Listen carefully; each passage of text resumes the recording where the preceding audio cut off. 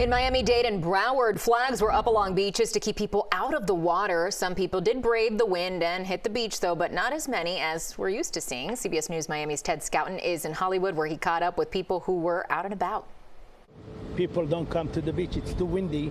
The sand is really slapping you, and it feels like knives going through you. Ellie Afriat says it's hard to compete with stinging, blowing sand and squally rain bands. His souvenir shop on the Hollywood Broadwalk is nearly empty today. It's a slow time of the year for us anyways, but usually we see a lot more people than what you see out here now. Look at all this sand. Yeah, I got stuck, so that's what happens. You're getting a beating from the sand. Luciana Azania knows all about that sand, but she doesn't mind. Today is a special day for her. Today, a year ago, and this beach right over there at the store right there by Margaritaville, I had a heart attack.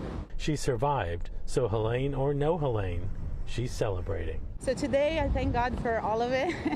All of it, you know, the weather, the good, the bad, and everything you just learned from it. The surf is rough in Hollywood with a red flag warning of danger. Double red flags are flying in Dania Beach, meaning no one can go in the water with such rough surf. In Davie, the gusty wind toppled a tree with it crashing down on someone's car.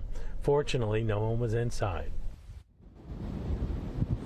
And right now you're getting a live look at Hollywood Beach. You can see those waves are really pretty high. What's happening now is we are getting into high tide, so we're going to see that water level come up even more. So you could see water kind of pushing onto shore in certain areas of South Florida. So keep your eyes open for that. I spoke to cities around South Broward and around Broward County. What they tell me is that today they haven't really had any big problems, but they're monitoring just in case.